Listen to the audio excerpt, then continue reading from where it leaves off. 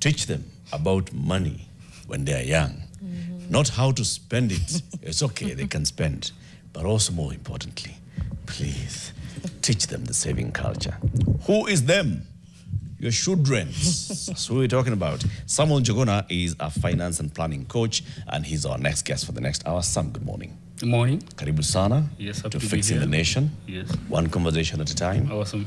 Yeah. Previously, before you came here, we had Mariam A, who was dressed differently. We have Mariam B. She's just welcome, Mariam. Thank you. Well. Oh, thank you so much. You're welcoming her right to the show. It's good to have you.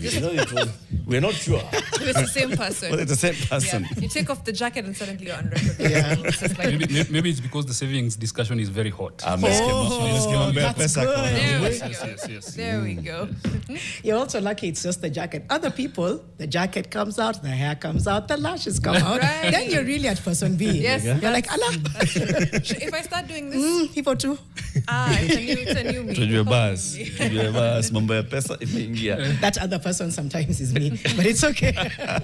Janu, Yeah. what's today's quote? Today's quote is by Eliud Kipchoge Sam, and it says, "Only the disciplined ones are free in life." Right? And the longer version of it is, if you are undisciplined, you are a slave to your moods and your passions, which I feel ties in really well with this conversation. But what do you make of that? He said, only those who are disciplined are truly free. Yeah.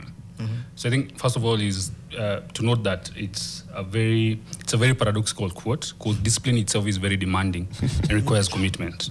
But at the same time, it's through that discipline. Discipline requires discipline. Yes, discipline requires discipline. Yeah, that's a good point. Yeah. So but also at the same time, it's only those who are disciplined who eventually now get to be free, because you learn the habits, the culture, and ultimately you can achieve that you are seeking. Yes. Discipline requires discipline. Yeah. How critical is it when we talk to savings? Let's start there, because we're trying to talk about teaching them young. Yeah.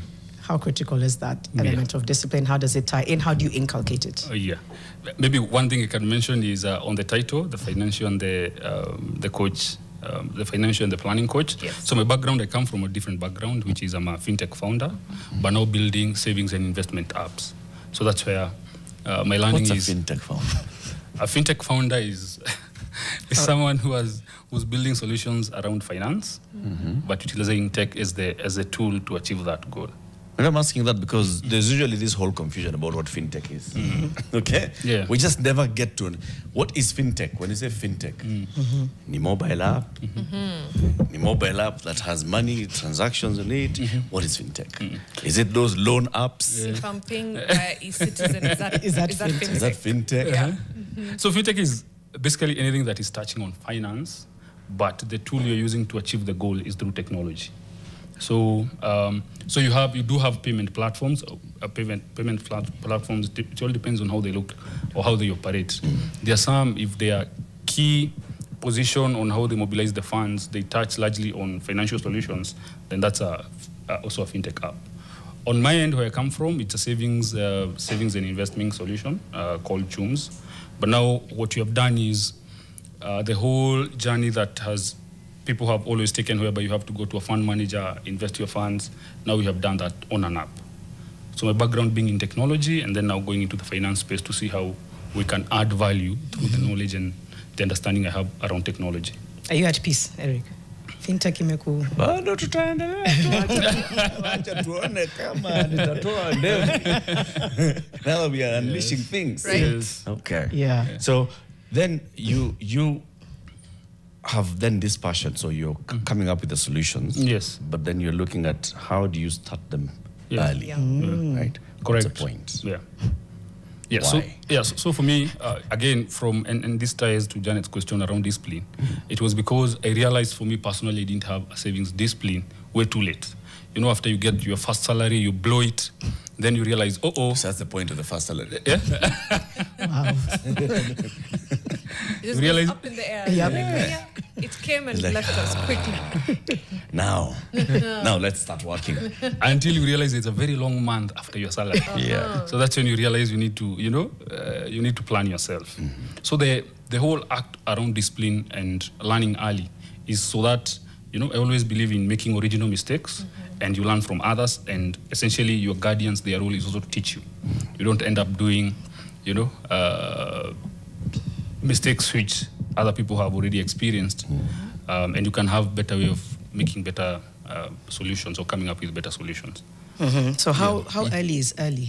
So interesting enough, if you go to the psychology around developmental psychology, kids are aware of things like delayed gratification very early, from as early as 4 years. And this, a testament to this was a study that was done by a psychologist known as Walter at Stanford in the 1960s and early 1970s. And the idea was, is it possible to teach kids delayed gratification, or can they understand delayed gratification? And the way they went about that was to give 4 to 6 year olds a marshmallow. So they would come and tell the kid, look, I'll give you 1 marshmallow, but if you delay for 15 minutes, I'll give you 2 marshmallows. So the question was, then do the kids get the value of delaying so that they can get a better value of whatever they seek? And interesting enough, what the developmental psychologist found is kids would look for ways to delay that. They would sing, they would turn around and not look at the marshmallow that is being offered, anything to preoccupy their mind. And ultimately, what came out of that study was, 1, kids do understand the whole concept of delayed gratification, which is very pertinent on anything touching on money. 2, they also found out that kids who understand delayed gratification very early eventually also become very good when it comes to education, things that require patience, and then over time you cultivate whatever you had invested in. And then the third thing that came out of that is kids who come from families that have trust, and they know by being told in 15 minutes you'll get another marshmallow, they actually delay that and waiting for the result. So the short answer, yes, it needs to come from very early stage. And most of the techniques around saving and investment, they start as low as 3 years, 3 to 6 years. You have entities like Sesame Street. I don't know whether you know Sesame. It's very big in the US. Part of its culture has been teaching kids a lot of things. And one of the popular episodes they had was one which was called Save, Spend, and Share. And it was targeting kids as young as 3 to 6 years. And what you'd find was kids would be told, how do you save? And they'll be given a jar where they put the money. Then how do you spend? They'll be given another jar where they can take that money, buy a toy, and then definitely with kids, you're also very keen on the moral angle to it. How do they share whatever they have? And then there would be another jar where they take money and they spend. From an educational perspective, CBC 844, what do they teach us about money, if anything, and what's missing there? Yeah, so first of all, I think it's first of all to applaud them. This year they introduced a book on financial literacy. It has been in the works for a while, and people are asking for that. It's called KIDC. KICD, yes. So they gave a free book that is openly accessible. And in that case, what they have been doing is giving even parents practical examples on how they can guide their kids around finances. Remember, kids also learn a lot through doing. So the question is, for parents who, in their growing up, they didn't have any culture of saving, or they are not taught, how can you guide them on how to run practical examples with the kids on how to save money? And then additionally, I think all parents who are now in CBC, they know this exercise where kids are told, hey, bring a 10 shilling coin, 100 bob note, a 50 shilling note, and then, from there you have a conversation from there. Yeah, so we see there is... So CBC is a lot more hands-on from the financial literacy perspective, yes? Correct. Because I'm trying to think, growing up, I think financial literacy, it's either at home or nowhere. Otherwise, in the school system, you learn basic accounting, things like that. Just business education. Yes, business education. But nothing about financial literacy or even a savings culture. And true to that is, even for me, myself growing up, we didn't have that. I think for the longest time I thought money would appear magically at the end of the month, where I would go to my mom from the village now to Thika. Thika was the nearest town, and that's where she was cashing out the money. And I knew she was having money because on that particular Saturday, she's going to Thika. Yes, she's going to Thika. Number one. Yes. Anaoga asubuhi, anaenda Thika. Yes. And from there, I would get something out of that. Yeah. So, but now we are seeing, I think there's a confluence of two things. One, people are seeing more and more need of financial literacy, but then at the same time with the the rise of social media, you're seeing the need of early education on matters to do financial literacy, because one, you have a lot of financial literacy coaches in that space, but two, there's also competing interest to get your kids to spend. So you need to counter that. So let's just go back into this, psychologist does research, 4-year-olds, get the concept of financial gratification. So So we were not brought up with this. So not at 4, not at 5, not at 10. Yes. Adulting happens. Yes. 25, frontal lobe has developed, and you know how to make right decisions. Still, people are in their 40s, they have absolutely no idea about delayed gratification. Why? Yes. Why is it that people still just don't want that concept? I mean, not that they don't get it. Because you have gone through the entire school system. You've been told, savings. Yeah, you've been told the different ways of savings.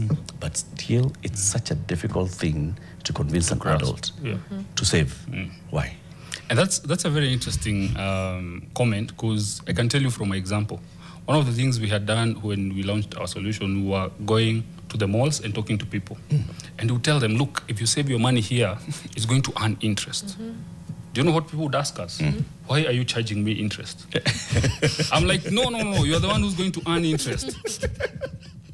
But then we realized we are so used to lending platforms that when people see the term interest, the first thing they associate is something they're paying back to the company.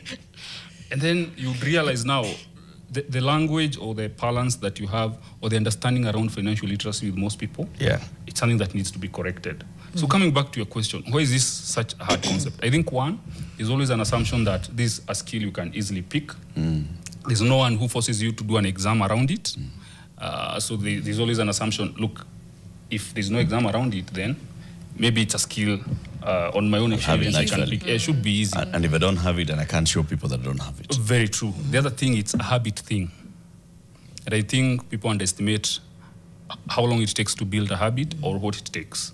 So usually say, if you check for books like Atomic Habits, you talk about either taking one habit to replace another habit or doing something consistently for a minimum of 3 months for you to change that. So that in itself makes it also very hard. You'd have people who understand what it means to have a delayed gratification, that, you need to forego that very juicy meal today so that it can amount to something maybe at the end of the month. But the meal itself is giving you instant gratification. Do you know how hard it is to compete with that? I know. And it's of course I know.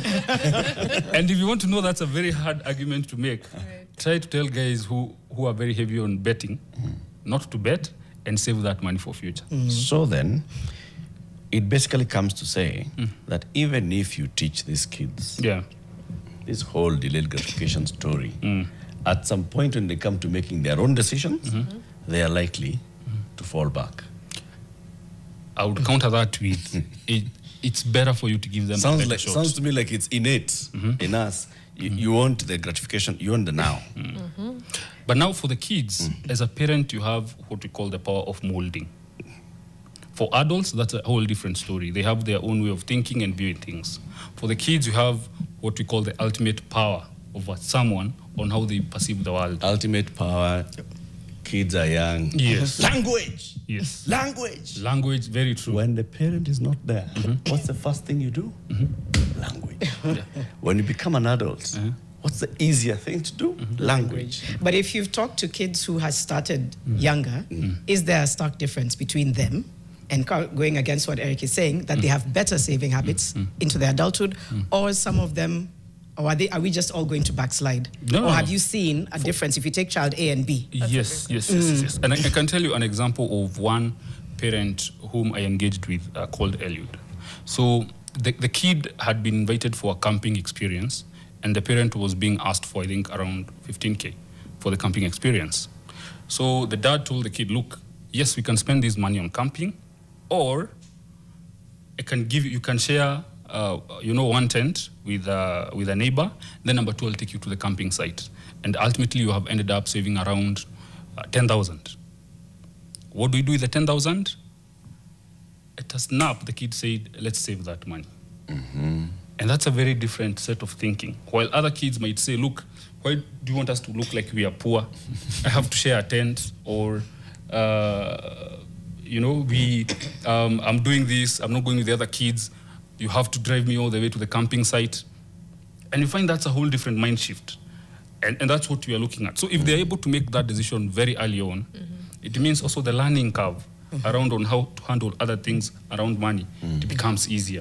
And that's what we are looking at. But then they get to campus, there's help loans, low income, all of that comes. They know this concept. They know that maybe they're making minimum, you know, maybe you're either given pocket money or you're making something from work. But then you have loans and you have all of these things. How can this person now still be convinced that the minimum they're making can still be saved? So, I like what Erica said about language. And language is a very powerful thing. Going back even to the conversation around kids, it has to do with even how you shape, how you communicate. For example, are you telling the kids to save, or are you telling them they need to create an emergency fund?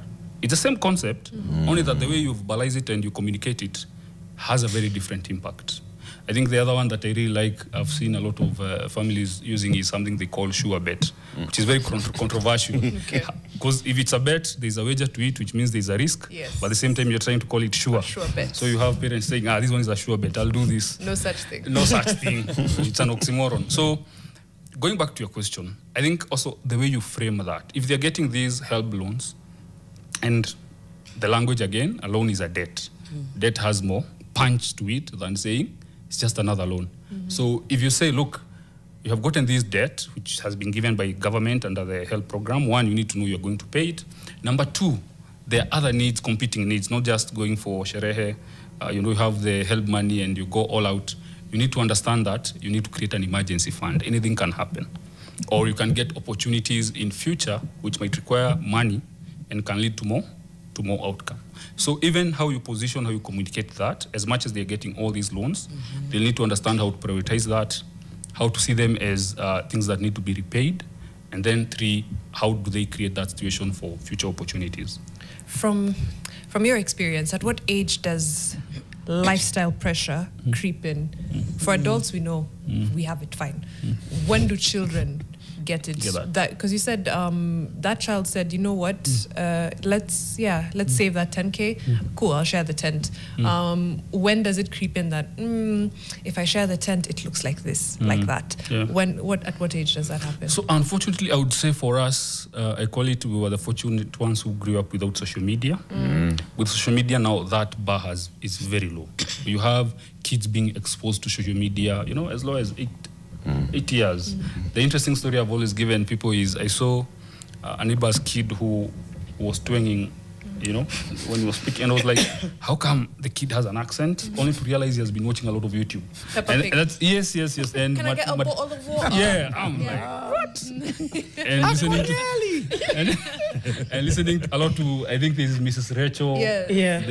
So the bar is very low, and they understand now social media. And the bias around social media is that people try to front a certain image. So even the conversation we would have with someone around what does it mean to be rich? Why is it that you're not going to vacation in Malindi every December? Why is it that you know, the family has this car and you don't have a car? Those are conversations you need to start as early as 8 years, 7 years. And this doesn't have to do with them having access to their own social media accounts. It's because it's what is being presented online and they can see that.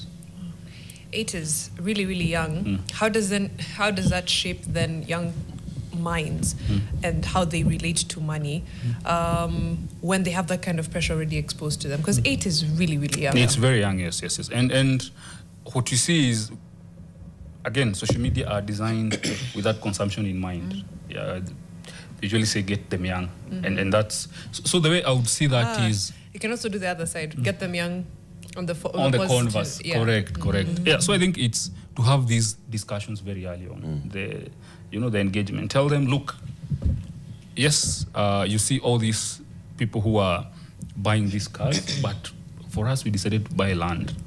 And you'd have a very interesting conversation. Why land then? Why not buy this very posh car which looks interesting and will make me look cool in school? You can have that discussion. Actually, what I usually say, it's a list of discussion, not just, on social media and early exposure to what it means to how other people are spending. Right. We'd have discussion around that. We'd have discussion around things like black tax. Again, why is mom always spending money on family members, all this money? And at what point do you create a ceiling on how much you can spend on black tax? These are reality. So you'd have conversations on things like taxes. I think taxes is something kids nowadays are very familiar. Last year in December, I was invited by one of the companies during their Bring Your Kid to Work Day. And my discussion was talk to them about finances. And I was amazed by how well they know taxes. And I would ask them, so where do your taxes come? And what's the point of getting taxes? How are the taxes spent? And they are very conversant with those concepts. So it's no longer, for us when we were growing up, those were concepts we took, I think, by the time we were getting to high school. But for them, they're in the newspapers, they're in the social media, there are people who are breaking them down to everyone. So you can also use the same opportunity to discuss that in a positive light and show them why we are different, why we do the way things we do, how we approach our budgeting at home. The other example that I had very interesting, a friend of mine told me, the kid asked the parent, asked the nanny actually, why is your car? And again, that's a conversation they need to have to tell them that they're also different livelihoods and people are in very different economic stratas. You know, there are people in the farming area, in urban areas, in the slums. And but inherently, there's nothing wrong with that question. It's us who feel that it's wrong because we we know social strata. Yes. Correct. But for them, they're just asking an innocent question. That like, I see that he has a car, where's your car? correct. You know, there's an innocent, I don't know, how do you teach them about money without teaching them social bias? Correct. And the point is, they are aware of these things. They would ask such a question, but it's something that now through engaging them, it gives you an opportunity to have a very open discussion on such things. Yes. The thing my kids, they don't understand why I don't answer. What do you make? Mommy, why aren't you telling us? Yeah, give me a number. It's a good question. I don't know why I don't answer. Right. You know, it's general It's a socialization. I think it's because I tell them, you know, you can't ask people that. They're like, why? And they said it in unison, why? I said, because not everybody is comfortable sharing what they make. Again, why? So, and then now when we grow up, we're told the reason we have such big pay gaps is because people don't talk about how much they earn. So it's like, okay, so we should have taken the kid approach from day one. From day one, yes. Right. And a lot of people are also struggling with, I don't have money. You know, somebody will say, Mom, I want that toy, or Dad, I want that toy. But you know that you're in a situation where you're financially constrained or where you are essentially making way less than you should or below a certain line. How do you have that conversation? You do not want them to just keep having everything they have. But there's also now this one. There's that one of you have, but you don't want them to keep having them. And then there's one where you genuinely are don't have. financially strapped. There's obviously, in many ways, some people might say there's a shame attached to it, etc. How do you tell this child without, I don't know, breaking their spirit, making them see the world differently? How do you have that conversation with them? The best way kids learn is by doing. So, and if I can mention what you do on our app is basically a goal-based savings app. So you put money there and you can see how you have been saving over time. So one of the things parents have been doing is they put their money, the money for their kids in that app. So when the kid says, look, Dad, Mom, I need this bike.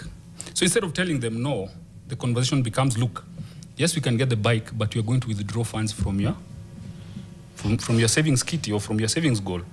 Now, through that, now the gears start turning. The kid can realize, oh, so when Mom says she doesn't have money, it doesn't necessarily mean she doesn't have money in the wallet or in the bank.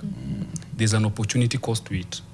What that means is by foregoing or by making that spend, it means foregoing something else. And you can see kids now relating to that concept. So they're like, no, okay, the bike then, it's not an emergency, I can wait. Let the money continue earning interest. Yeah, so to answer your question, is best done through doing as opposed to just explaining. Anything that you can tie an activity. Again, on the conversations around how much you earn, you know, one day they hear you are switching jobs, those conversations are best done when you explain, maybe on your dinner table, when you explain what does it mean to earn, where does money come from? It doesn't grow on trees. It means mom goes somewhere, does something, gets something in return, she creates value, and then using that money, now she feeds us. Okay. Again, tying to the 3-year-olds and the 6-year-olds, showing that concept of where money comes from. That you work, you get paid. Yes. And another example I usually give is on easier tasks or activities kids can do at home. Yes. You know, at home you tell your kids to pay for tokens. But you can take it a step further. Tell them, look, we're going to be tracking how much you're spending on tokens. And then they would ask you, then what does that mean? Because it means money we spend here, we are foregoing, spending somewhere else, or saving it. A very simple exercise. Then all they do is they have a ledger or a paper where they record how much you have spent on loading tokens every month. And then you'd have a whole series of conversations. For example, you can ask them, so how can we cut back on our spending? So the other things we call cutbacks and cutouts. How can we cut back on spending on tokens? And you'll be amazed by how many things they are aware. With a reward attached to it that comes directly. Yes. And it can be whatever money we cut back on tokens, it is going to go to your savings goal. How do you price chores? That's what That's the question I wanted to ask. So, what are pricing chores? I want to take it back before this. Should we price chores? It's a money lesson. It's a dilemma here. You're teaching your children about money, about saving, about earning, about spending and all, okay? And then there is now where that's how you apply it. Either you say that there's going to be an allowance every month on the 5th, you know, I earn my salary, so I'll also be putting some money here that now you start managing. Or I'm going to pay you for the chores that you perform. Okay? There's a whole dilemma here about parenting. There is also the question of, are you commoditizing something that should, because at the end of the day, in your home, no one is going to pay you to do dishes or to wash your own car or to clean or to make your bed. So then you make them always turn around and be like, I've done what I need to do. Where's the money? Right? I would go a step further, actually. Because, I mean, this is an opportunity. All these questions you are asking, opportunity for kids to learn. I would go a step further in saying, before I answer you, pay them for their chores, and in addition to that, allow them to learn about tax. Tax them. Tell them we need to eat in this house. Whatever you have earned from these chores, I can't wait to go home. Take a concept. You get unpaid care. So unpaid. I couldn't unpaid work. Yeah. So pay them for the work. Yeah. So in short, but tax them. Tax them when they sleep. Tax them when they wake up. Tax them when they walk. Tax them when they cry. When they laugh, tax them. You're already going. Exactly. Let's not take it home. We're passing on trauma. We're passing on tax trauma. Honestly, no pun intended. Call it. Bring it closer home. Yes. So the thing is, so there are two things that are we view them as polar opposites. There's one, on one hand, you're trying to teach moral concepts to the kid, but at the same time, there's this economic angle you're trying to inculcate in the kid. So for the moral ones, you can try and you can say there are some things that are mandatory. You need to learn, whether you're paid or not. For example, making your bed early in the morning. You can decide even washing the dishes. You know, they're looking after the rest of the family, going and getting food stuff. You can Those are irreducible minimum. Yes. Those ones are for your learning, to look after other people, to be disciplined. And then there are these other things that, you know, we can decide on how much you're going to earn. And Eric, the best way to decide on how much you're going to pay, again, it's a learning opportunity. Negotiate with them. Sit on the table. Let them make their case. Again, anything they buy in this market, it's always going to be a of our culture. negotiation. Through culture, their salary, they're going to negotiate that. So sit with them and tell them, look, with this work, I need my car washed. We need to agree on how much I'm going to pay you. Irreducible minimum. At a car wash, surely. No, it's a service that they're rendering to you. Yes. They'll be like, I don't need To to be the in this car car. that takes them to school. I don't need the car to be clean. I don't need to be clean. I just need to move, unless you're telling them, help fuel my car.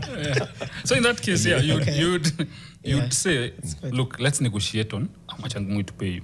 And they need to come up with valid reasons why. If they say they need to pay 200 shillings, why? And then that will get their gears turning on how do you base an amount on the value I'm creating. Then over time they learn, other than the fact that it takes maybe 1 hour to clean the car, over time I'm getting experience, and I can say I can wash better.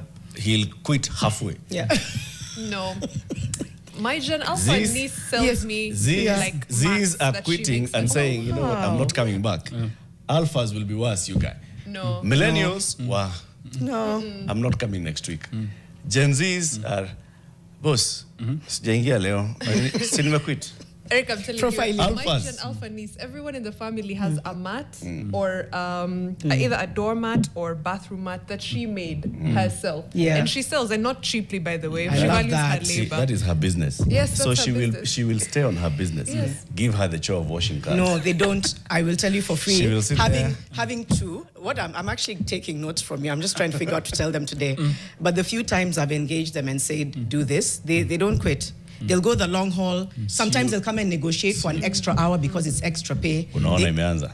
But it's okay. See, that's agency. It's overtime. You said 1 hour. First of all, money doesn't grow on trees. I was told, no, the concept of paper. It does grow. I just said, you know what? I'll chat GPT how to answer you. But I know there's an inbuilt resilience, I think a different kind that these ones have. Absolutely. I refuse. Anyway, let's Oh, sorry. And that also makes for an interesting conversation. Look, if you're not earning the 200 shillings and you are negotiating, you know,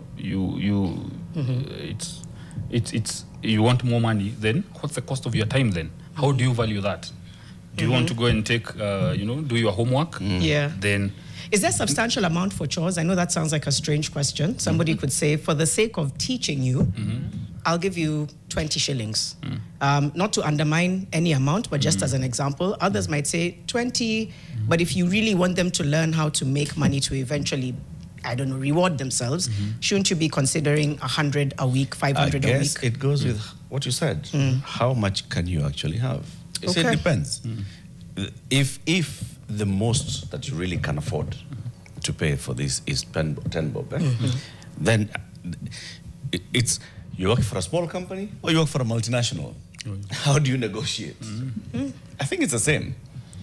If you work for a small company, I mean, you're coming here, it's a SME, I just started this Kabiashara juice, you can't start coming here and telling me that you want me to pay you 150,000 shillings. Nisawa. That is the maximum revenue for the business. Yeah. Everything is a teachable moment. But then we're working from a place where we're all assuming that people get paid for chores. Smallest ever is just like, modern parenting is amazing. You people pay your kids to do chores at home. That's a question I asked. But I like how he put it. Is that a moral dilemma? But I like how he put it. He said there's some things that are mandatory whether you're paid or not. Correct, yeah. So maybe that has helped, I think. Balance, yes. Is to say, mandatory, you make your bed, you take your dishes to the, what else is a chore? You sweep your room, whatever. It's make your bed. Make your bed. Yeah. So do you then say, I'll attach something to it, or do you say mandatory ones, we don't necessarily pay you, but beyond those is when we give you something. We can agree on this. Correct. Yeah. So I think you just choose the ones that you want to go with putting a price on them. And remember, at the end of the day, it's also aligning both lessons. So there's a lesson about finances and there's a lesson about responsibility. Yeah. I know there are some things that you are responsible for, whether somebody is paying you for it or not. Yeah. Right? That as you're growing up as a human being, that there are things you will do not expecting something in return. You will do them because it's the right thing to do. Yes. It's what is as a disciplined human being. And an example of that is like the concept I shared, whereby it's spend, save, spend, and share. The last jar, that one has to do with charity. You know, the rewards for those are not monetary. They come from your intrinsic motivation and intrinsic fulfillment, and for the betterment of the society. So that needs also to be tied. And in most of these concepts, what you find is there are all these spending and saving conversation, but then you would have another pillar that talks about charity and... What's a realistic savings goal for somebody in their 20s? In their 20s? That's a good question. I think the way to view it is relative to what? Because in the 20s, what I would advocate is for someone who's maybe amassing a small kitty to go and try out a business, a small business. And, you know, if it bombs, they'll have had very solid lessons. If it works out, the better. So the way I would see it is through the, the end in itself. Okay. I know, and the way I view this, for one, we talk a lot around just investing the funds, putting the money aside, whether it's buying land.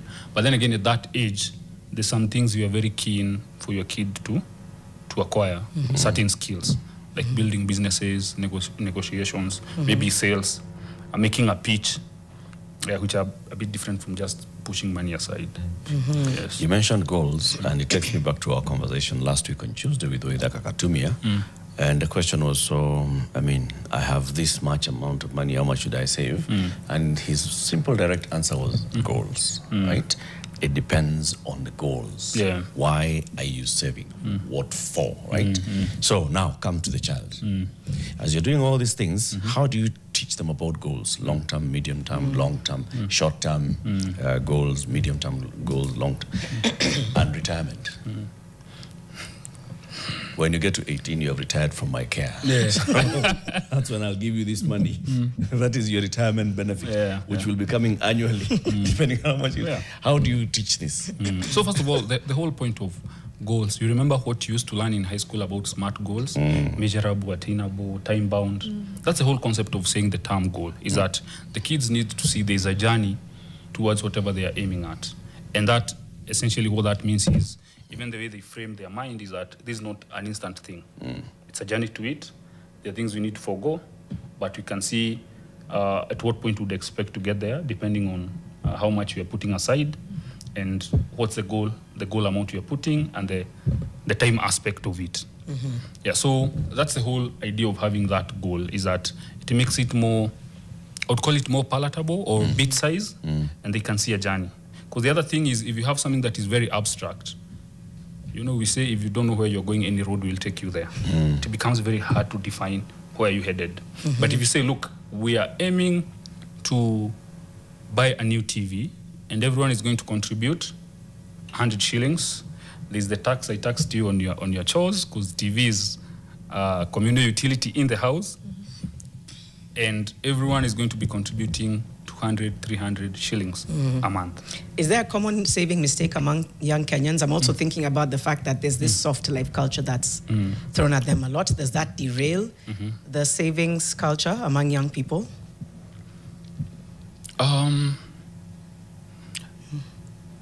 Big mistakes we have seen, I think, has to do with, I usually say things that involve spending are sold with more sophistication, that ones that work with you putting money aside or saving. So we have seen anything to do with the betting culture, very sophisticated and very gamified. So you find the kids learn about those elements. And at the same time, kids are now, they also tied to the culture. Like, they love football the same way everyone else loves football. We always say football is open to the kids. Doesn't need to be rated in any way. But then again, you find even in those stadiums, the thing that is streaming the most are betting companies. So they're already aware that betting is there. It's something that is done. You know, other teams, you find they're also wearing shirts, T-shirts sponsored by betting companies. So the way I would view it, not just a mistake, but the exposure on what they find very early. And that's why it's also very key to have these conversations very early. Why am I seeing betting everywhere? Why am I seeing crypto everywhere? You know, you're saying we buy land, but I'm seeing people are investing in crypto. I can buy they're called EFTs. Yes, EFTs, and they look interesting. You can see these gorillas, very colorful. Why is that the case? So I would say the mistake in itself, I would say, has to come from the exposure first, and then it ties to the actions that they do. Sometimes the reality of savings, because goal-bound saving is a way to go, right? So for small things, it might be easy to inculcate a savings culture. For bigger things, though, it seems that they're getting like further and further away from affordability for a lot of people. So for kids, then how do you teach them? Credit. That's another way, right? But it's like thinking... Float a Euro bond. Float a because a lot of young people are even struggling with, like, okay, if I wanted to buy a home in Nairobi, those numbers are in the tens of millions, hundreds of millions in certain neighborhoods. It's like, okay, how long would I need to save, invest, to get to that? And then now you're trying to teach a child to save and invest for bigger goals, and it's like, what's the attainability? So I think at the heart is to tell them what's the role of saving in a financial space. I always tell people there are 4 pillars to finance. There's savings, there's investment, there's insurance, and there's credit. Of these 4, if you don't save, you can't buy insurance. If you don't save, you can't invest. If you don't save, you can't have a good credit score. But then the biggest issue with savings, which now of those 4 pillars appears as the most powerful, is that it's a habit thing. So tying to your question is that you need to show them why even saving small amounts matter, because there's a habit they're building. At that point, the bet is on having the habit right. And then from there, once they do that right, it will cater for the other 3 pillars of finance. That is insurance, investments, and credit, which can empower them to achieve all these other bigger goals. But in addition to that, remember, part of saving and investing is that once they put money aside, they learn investing, and they can now relate that with building businesses. Relate that in investing in other products, in other people's businesses. So the act there is in joining the dots. They can see how one ties to the other. Okay. Yeah. Drawing that thread for them. Yeah, that's helpful because it seems so daunting. It's like I'm not going to achieve the same goals my parents did. It's not realistic to my reality. Okay. Well, it's been a very interesting conversation, and I think you need to tell us where you're doing this thing next. We have a micro-ground with children, right? Micro-ground with children. Yeah, I would love that. And the parents on this thing. I mean, just teaching the young kids about money, about saving, and just hearing from them as well, and seeing how do we bring in tax? How do we start taxing them? And for tax, if they do that, that's one lesson they never forget. They're like, Mom, you see, I'm earning 100 shillings. Where is my 30 shillings? They're like, that one is going for the betterment of the family. They'll never forget that. And they'll hold, I hope they so hold there'll be more willing accountable, taxpayers. Yeah. If now you tie that to the core reason why they need to put The that value- you need the to put value that of 30 the shillings service. aside. Now they can see the value and how it makes sense. Okay. Yes. Samuel, thank you very much for joining us. Samuel Njuguna is a finance and planning coach, and is also, fintech founder. Right. Ati inaitwaje hiyo? The app is called Chums. Chums. Yeah. Chums. Yeah. Unaweka pesa pale. CHUMZ, yes. Yeah. Right. Asante. Right, we have your world coming up in just a few moments. Empowered choice or selfish decision. When partners choose not to have kids or get married. Okay. Interesting. Child-free versus... Partners choose not to be together. Partners choose not to have kids or get married. That's the partners choose not to be together. Not to have children. Or No, not you can be married. together and You not can be and married. not be married. You can and be in not a have partnership. kids. Yeah. And then say, we're not only partners, we're child-free partners. Eric is not competing. He's just, he has a lot of comebacks. But that's coming up next with Winnie and Mikali on Your World. Interesting conversation. They also have a few people who will join them on the panel. And as was mentioned earlier, the Nation Health Summit begins today. It's going on at KICC. We'll be there tomorrow.